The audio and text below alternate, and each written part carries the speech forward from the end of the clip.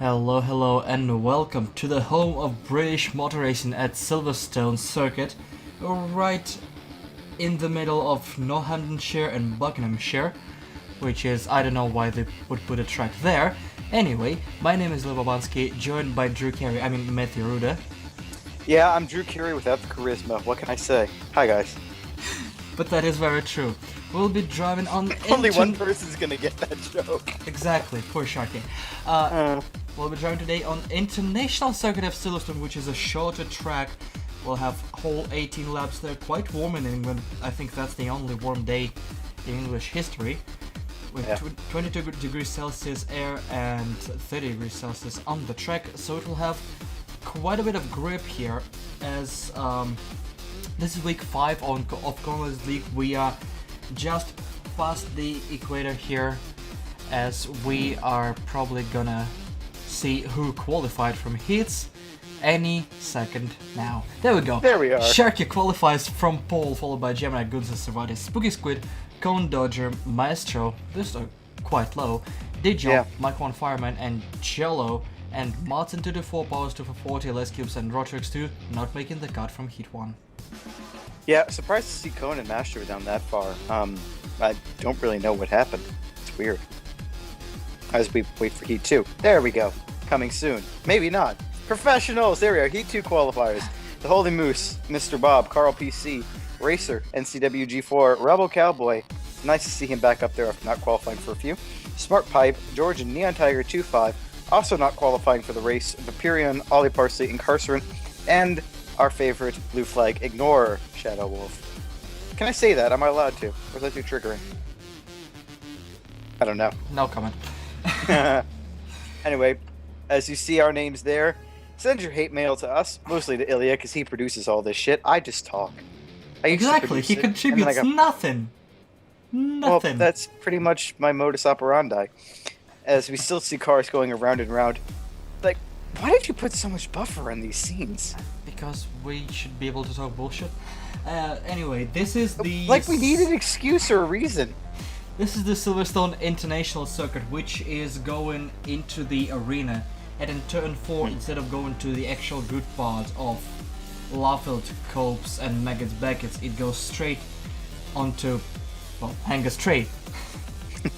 So we, barely get half the circuit here. Sad situation. As we're on the grid, it's fun seeing Holy Moose this far up. He's usually an exciting one to watch. And with the faster guys back, we have green lights already. Holy shit, that was fast. As a good start there from Sharky and Holy Moose. Well, I mean, any start is a good start for Sharky, really. See, Jim Noit working around the outside, but he's not going to be able to make it stick, I don't think, as everyone seems to get through corner 1 pretty much unscathed. And corner 2, Holy Moose getting jostled down a few positions, it looks like. Looks like Jim Knight got ahead of him. Mostly clean and never mind. Cars are starting to go sideways a little bit, but they will be going into that combo as soon as we have we have a huge pile up. Oh my god! It's Belgium in 98 all over again. Wrecking, and I think half the field just wiped themselves out in one corner right there. What the hell? We're going to need to get a couple of replays of that because I don't know what happened. Well, Ponchik's way down the order now. He was involved in there somewhere. Cohen's way up the order. So one avoided, one didn't. So we should see Cohen charging through the field. Where's Piker? I think the numbers of not avoided are much higher than 1, as I don't think Piker participated that week. Again, we have drop weeks in the championship, so 1 week will not count towards the championship points, and people are taking advantage of it at different times. Fair enough, I guess.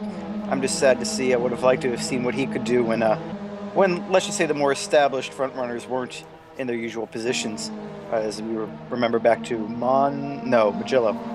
Led to some interesting fighting as we see Racer going down the inside of Neon Tiger with Mach 1 Fireman not far behind.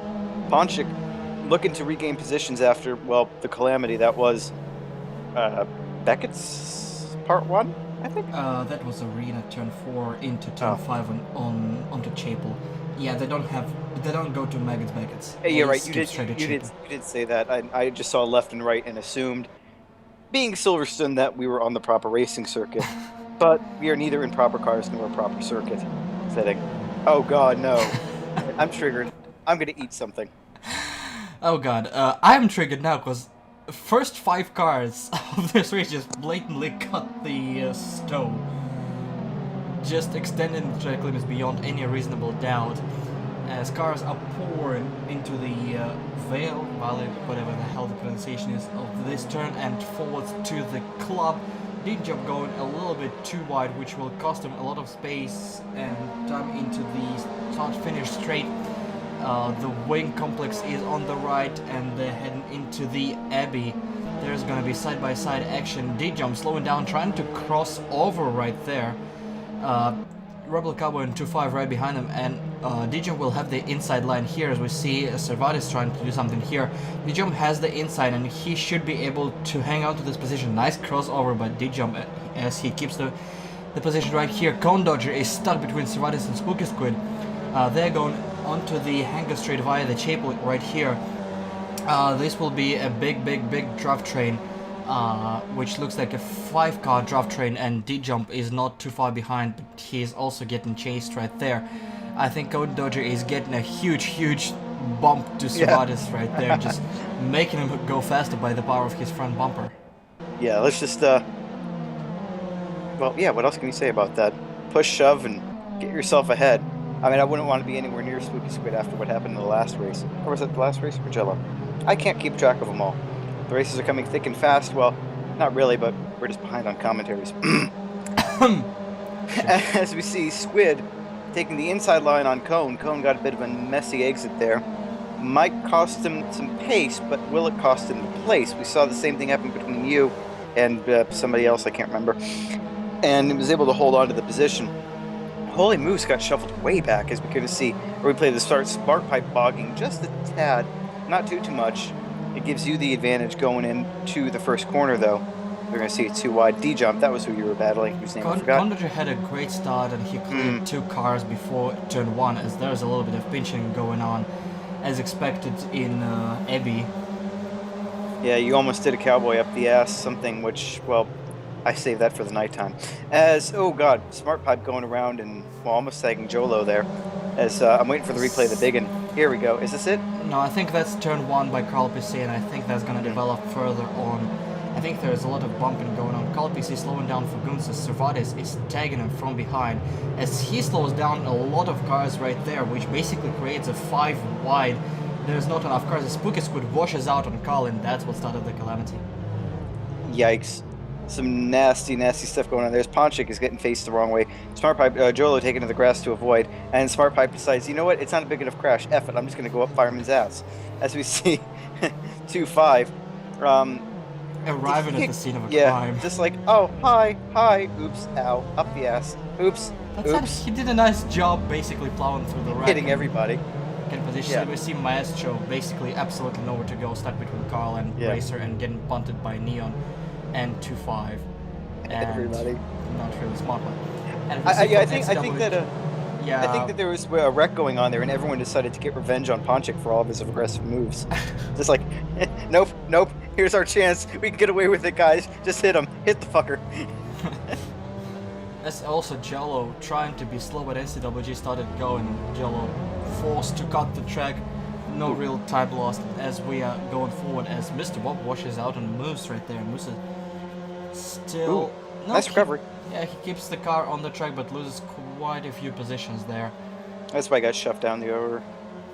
Yeah, as we see back there, 2-5 and Rebel Cowboy. Something happened there. I assume Rebel Cowboy did not calculate there. Maybe he did. And he did slow down, but 2-5 decided to finish the job himself and pinch. Yeah, Cowboy could have easily gotten the job done there, but he slowed up a little bit on the apex. 2-5 kept coming down, and, well, there you go. As you see now, the Moose Cone fight continues. As Cone, well, now has to get himself by both Spooky Squid and Servatis instead of just Servatis after a poor exit going into the last corner. As we pan to Carl PC and Jolo. Jolo in a very, I must say, British-looking livery. I know it's not the flag, but it's got the colors and, well, close enough. I don't know. Royal Britannia and all that. That's literally the Red Bull vehicle. I don't care. I'm just sitting here waiting for you to dig the deeper hole for yourself, as Neon Tiger does. By My hole's already deep enough. Ehud, I was there. I was getting ready to, straighten you back out. Oh my God!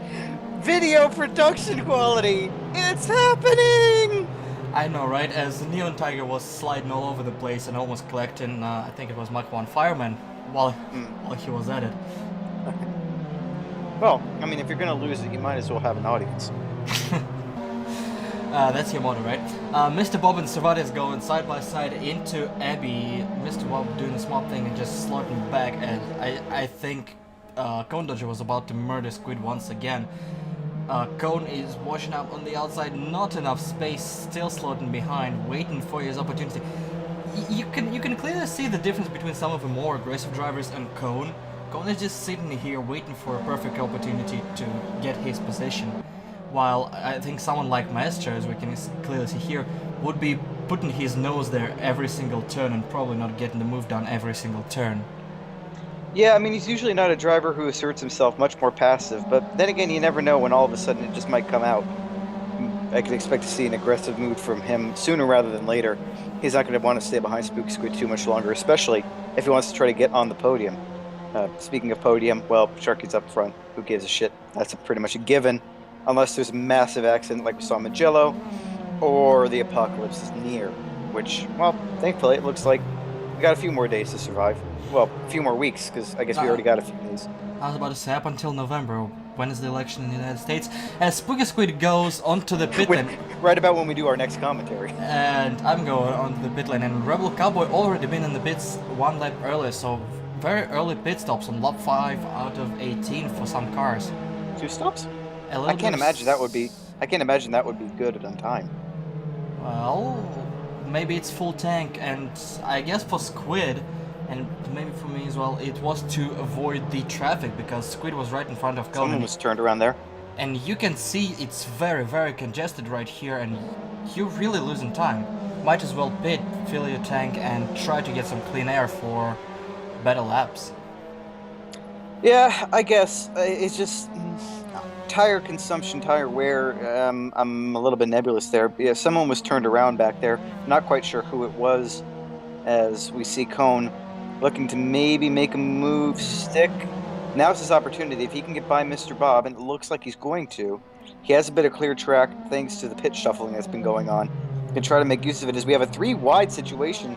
Mr. Bob takes liberties with the track limits. Let's say as Ponchik is looking to regain positions lost from the first lap calamity.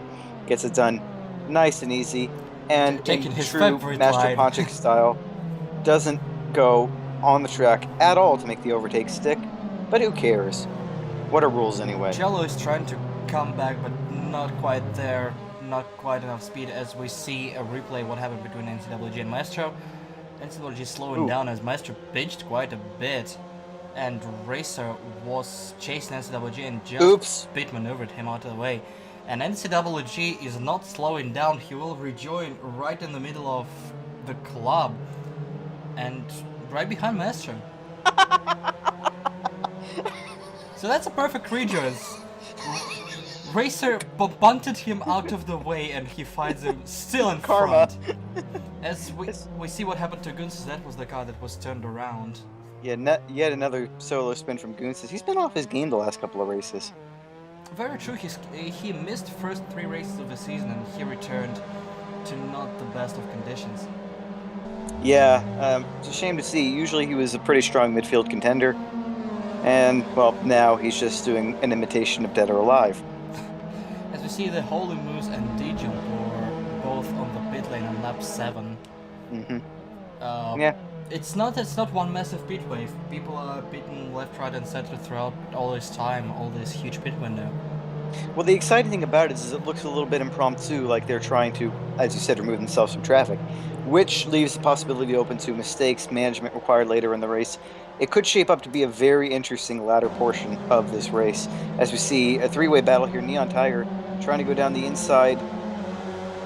Mach 1 Fireman makes it stick. Yeah, he makes it stick. I didn't know if that was going to work or not. But Neon Tiger now has two Swedes behind him who are going side by side, and this can go very ugly very fast. As D-Jump, and I think, who's that? That's Smart Pipe behind them, also both going for the position. Yeah. Hopefully these are two natural Swedes and not the exploded. I shouldn't say that. You never know how it's going to end. As we have a 1, 2, 3, 4, 5, 6-way battle. Yes, I can count people. Unfolding here. Some of these guys have got to come into the pits and just get themselves out of what I assume is going to be an accident at some point. Most likely, knowing the turn 3 or 4 incident, whatever that was, that's going to happen at some point, as Neon Tiger is drafting Spooky Squid. Mach 1 Fireman got a little bit of a breather right there, as Racer does a smart thing while he was approaching that back and went to pits instead. I think with these 5 behind him, I think the last thing Mach 1 is doing is breathing at this point, as we have, well, Sharkey. We have a fight for the lead. Gemnite is trying the inside into the stove. Sharkey hangs around the outside. He will have the inside for the well, chicane. Where did Gemnite come from? Places. Gemnite is floating behind, and Sharkey keeps his position for now, but we have a battle for the lead. Yeah, Gemnite deciding to pull out of it. Probably a smart move. Going down into the inside of a 12-year-old Japanese girl is legal nowhere except for Japan. And since we're in Britain, you know, got to make sure. Again, I keep trying to get myself out of these weird situations where I want to say something, but I really shouldn't. And then I say it anyway. Funny how that works. And we're back, and Gemnite is trying another move on Sharkey. They keep battling for the lead. Sharkey keeps the inside line for now, but he's under serious fire. Maybe this is fun to see. We haven't seen this for a couple races. We haven't seen this all season, really, except for the time Sharkey was punted down the order. Ballast is starting to pile up, and he can cruise away now. Wait, they keep adding ballast? Yes. What kind of... That's called balance of performance. What? Well, as much as I like to see Sharkey having to fight somebody, I think it's kind of a dick move to, oh, you're really good. Let's just keep penalizing you. It's a very, oh my god! Jump into the wall on a straightaway. We have team radio from him as he tries to survive. No. That was a very short but very concise message. I think he's dead. That cut out really quickly. I think he legitimately got to a straightaway, yeah. Yeah. But like Price in 78. Anyway, it's a very weird sort of, I want to say almost, oh no! And into another wall he goes. That's a disaster He really lap. did. That really was like Tom Price. Disaster lap for the breed that finds 2 walls on 1 lap. Oh, God. Gemnite is leaving the pits now. He decided not to fight Sharky and go for the pit instead. But he doesn't like what he sees in front of him. He has traffic to battle. As we see a replay from Mach 1 Fireman and Neon Tiger really being close. As D-Jump tries to overtake both of them around the outside, and then comes back on Neon Tiger and launches that was all D-Jump. That was D-Jump. 100%. No need to go down the inside there, especially when it's off the track. That was Hamilton-esque. As he gets caught on AstroTurf and spins himself one more time, planting himself on a slope there. But yeah, we're back to Gemnite, and he rejoins behind Carl PC, and he will need to clear him very, very fast to get some hot laps on Sharkey. He's not right behind him yet, so he's not being held up too much. But if 2-5 can get by Gemnite, that's going to be real bad news. Gemnite needs to keep making forward progress as we get team radio from Jolo. I forgot to pit that lap. Come on, baby, just hold on. Oops. Jolo is low on fuel. I assume he will have to nurse the car home. We'll see if he's able to do that, or we'll have another magnet moment. People are running out of fuel more frequently than expected, really. I wonder if it's miscalculation or if it's just using too much fuel in the race. compared to what you've been clocking during your hot laps. Well, and you also have to remember more weight equals more fuel, and with this weird pseudo-socialistic ballast system that we've got going on here, they might have a heavier car from race to race, and their fuel numbers no longer work. I don't know. It's making things interesting, though, injecting a layer of artificial competition. But, you know. True. The Viva rules, 2016. The rules for ballast, by the way, is top 3 in each heat gets ballast added. That would be 15, 10, and 5 kilos added to the car weight, and bottom 6 of each heat get ballast removed. That would be 30, 25, 20, 15, 10, and 5 kilos respectively. So if you're performing too bad, you get BOP'd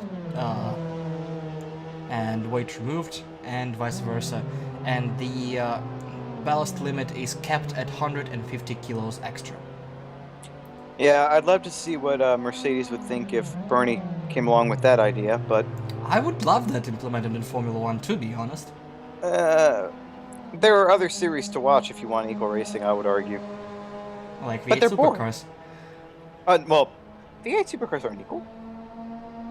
The Wow. Fords, the Holdens, ex-Mercedes, Volvo, and Nissans they all have different kind of minor characteristics to them. They do, It's but It's not like IndyCar where it's literally the same car throughout the field, just one they is a do Honda, have one is a different Chevy. characteristics, but they end up very close to each other constantly. It's not like IndyCar. Not always. When you have same IndyCar, you have 2 engine manufacturers. One is clearly superior. Well, I like to think of things in terms of zero sums. And in the grand scale of the universe, Honda blows so much in F1, they have to succeed somewhere. As we see Mr. Wop and Gunz's fight, Mr. Wop tries to escape the draft opportunity by Gunz by any means necessary. Gunz pulls alongside, and I think he almost clears him by the time they enter stall right here. Mr. Wop pulls back inside, and how did Gunz manage to spin himself around like that? Brakes, maybe? Or Yeah. just a continuation of what has been a pretty torrid couple of races for him. I don't know, it was very, very sharp snapback. Look like a brake lock. I Maybe, could be wrong though. I'd have to see a replay if there is one. But yeah, I mean, what I would totally do, right, if I were in this series, I would intentionally put myself in last place, or as low as I could get for a couple races, just to get all the ballast removed, and then just tear a new one. That is very true, but you are losing points if you are last. By the time you lose enough ballast, you lose. I'd have to do the math on it, but there would be a trade-off point where it would be beneficial or not beneficial. It would be, There is an the optimization to it. The season is too short. If you throw 2 races, you throw a quarter of a season already. You might not have enough time to come back. But with the point distribution, I don't know how the math would work. I would have to do the math, and Very really, As, I don't care enough. Conda just pitted as we hear his team radio. Well, that's about the last thing I wanted to see coming out of the pits. Yeah, he's clearly not happy with the picture as he exits the pits. He has Gemini right ahead of him and 2 cars behind in the back as we switch to Smart Piper and Racer, who are fighting for 18th position. Every position gives points as Gunzes rejoins behind them from his pit stop. And we have just a few cars not in pits, as we see Servades pitting right about now. As we have Sharkey, Mr. Bob, no he isn't. 2-5, Master Ponchak, NCWG, Neon Tiger, and Mach 1 Fireman still not in the pits, and I assume the pit window will be closed next lap. Why is Sharky staying out so long? Splash and Dash? I guess, but I'm not sure about that. NCWG on the pit Maybe lane.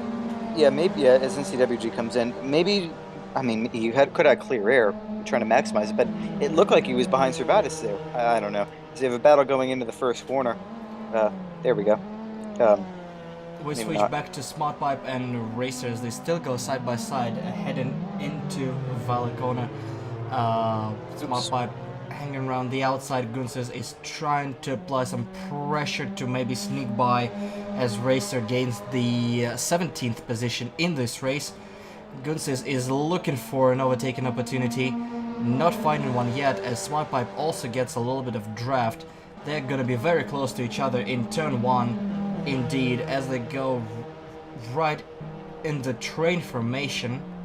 and they're catching up to another car. That's Mach 1 Whoa. fireman who pitted from the back of the pack and rejoins right in front of his battle. That was going to be difficult.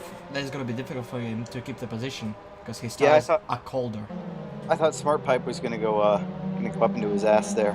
I really did. Didn't look like he was gonna be able to brake, but you know, he knows better than me.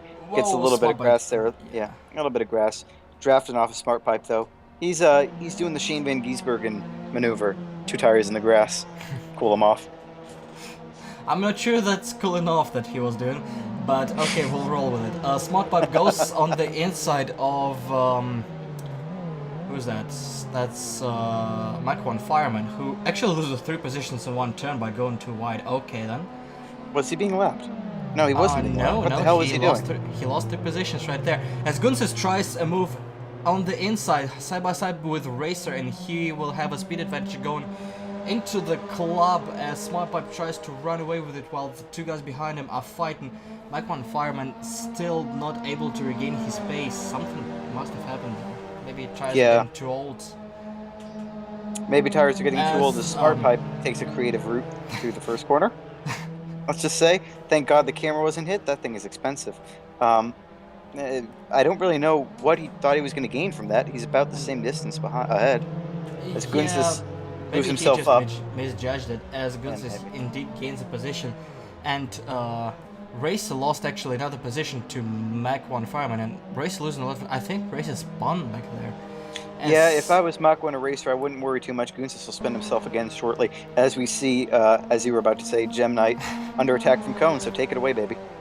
There is bump drive going on right before Abbey turn, as they go into Abbey, next into Farm and into the arena complex. Cone, by bumping, created a little bit of a gap, so he should try to get close to Gem Knight before the straightaway and get him on the hanger straight into Stowe, ideally.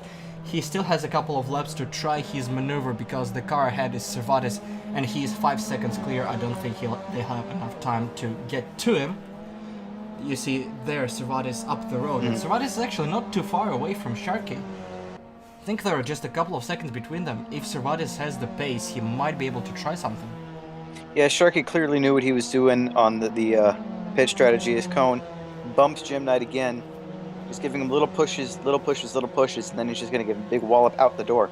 As we see Racer, Mach 1 Fireman, what happens here? Yeah, Racer just turns himself. Mach 1 Fireman almost gets into barely him. avoids Mach 1.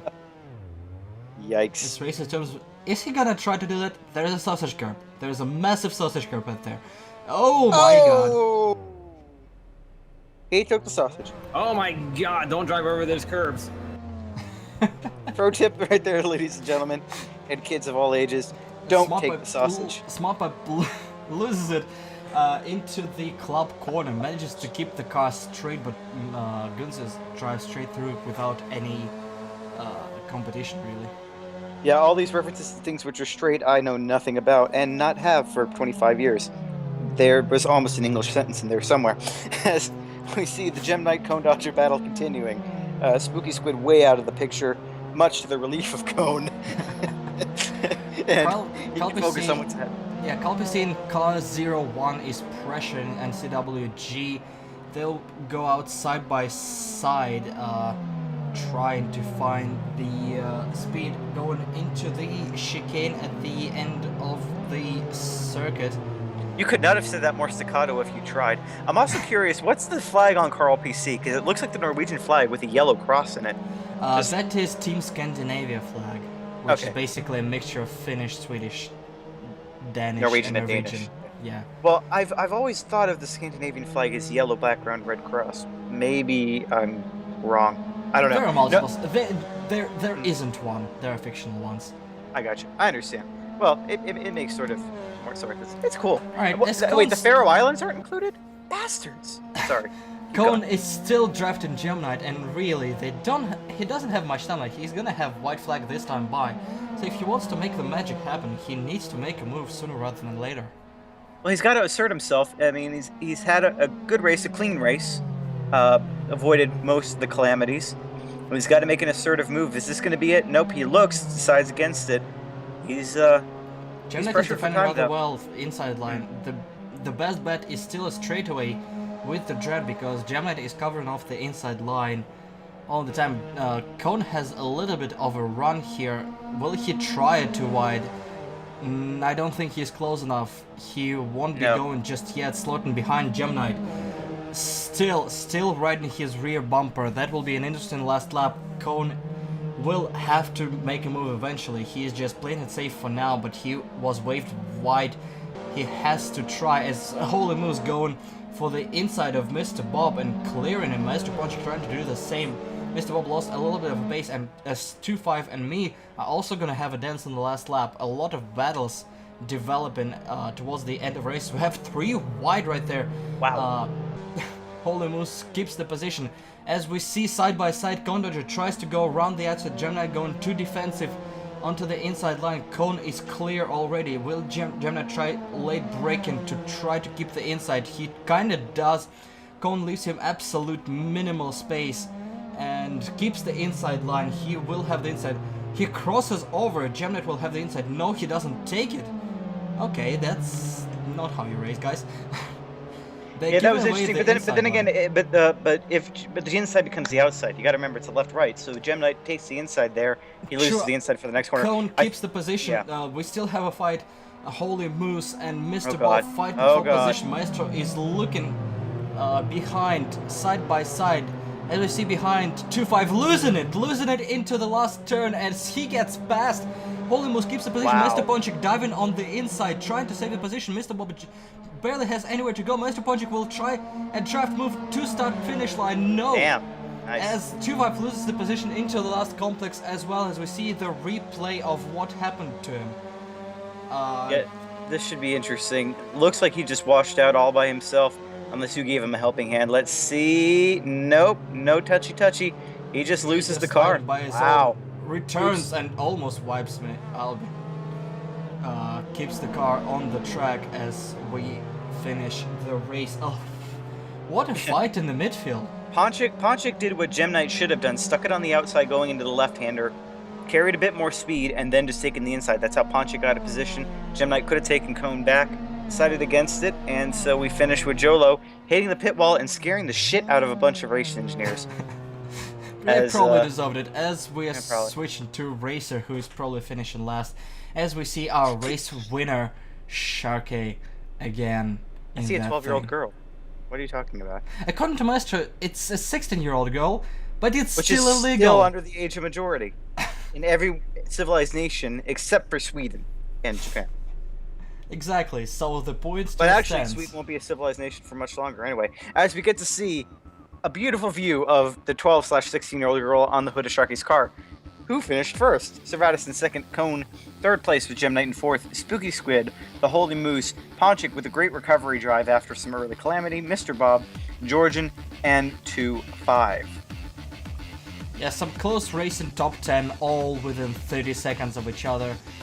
This a short track, so probably not a lot of time to gain or lose positions, as we see the second half topped by NCWG and CalPC right behind him, followed by Rebel Cowboy SNB.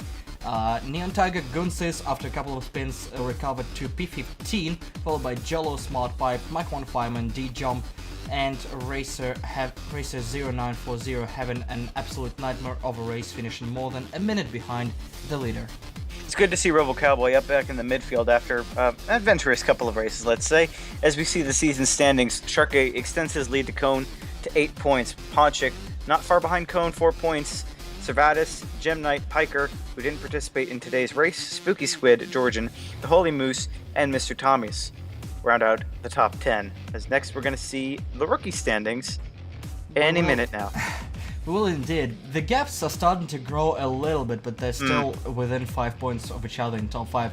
As Piker still leads the rookie standings despite not being there. Yeah. Followed by Mr. Thomas, Racer, terrible race, but he's still third, ahead of Mr. Bob, just 2 points separate by Magnet, 4 points behind Mr. Bob, followed by Smart Pipe, CalPC 200, Ollie Parsley, Kurt J. Mag didn't participate, still 9th, followed by Viperian. And I think Kurt was a qualification issue rather than a participation issue. Maybe. Oh, shit. Bye, guys. an interesting race, and we'll see you next time in Zardwood, which will be the race of the death. Goodbye. And pot.